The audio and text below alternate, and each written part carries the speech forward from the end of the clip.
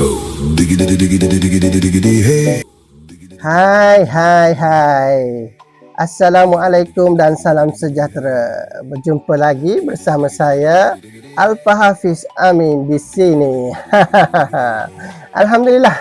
Semoga rakan-rakan semua sihat pada hari ini. Saya ingin ambil sedikit masa saja hari ini. Okey, pada hari ini saya ingin memaklumkan kepada rakan-rakan untuk makluman rakan semua bahawa Help Center kita sudah ada dalam bahasa Melayu. Bagi memudahkan rakan-rakan yang kurang fasih dalam bahasa Inggeris, kita boleh layari Help Center kita dalam bahasa Melayu. Ini memudahkan lagi untuk kita melihat Help Center kita bagi rakan-rakan yang kurang fasih dalam bahasa Inggeris.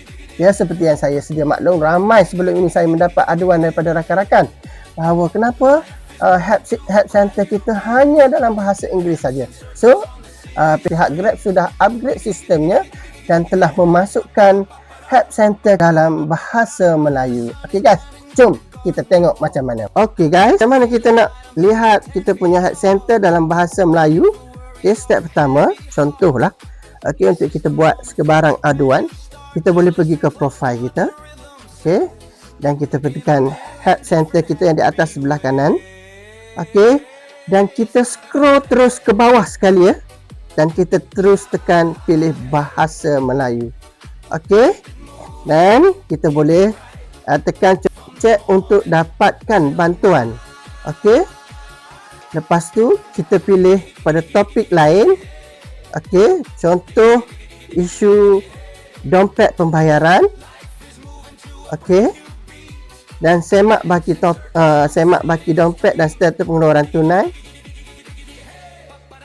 Okey, anda boleh lihat di sini. Jadi sekarang semua sudah ada dalam bahasa Melayu. Okey. Kita boleh memilih mana-mana option lah. Okey, sebagai contoh sahaja. Okey. Sebagai contoh, kita bolehlah pilih mana-mana option.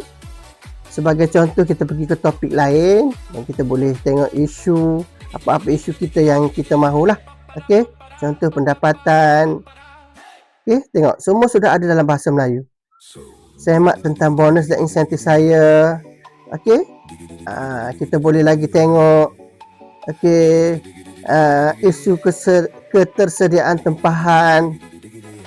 Okey, semua sudah ada dalam bahasa Melayu. Saya berharap video ini dapat memudahkan rakan-rakan semua. Saya ucapkan terima kasih kerana sudi menonton.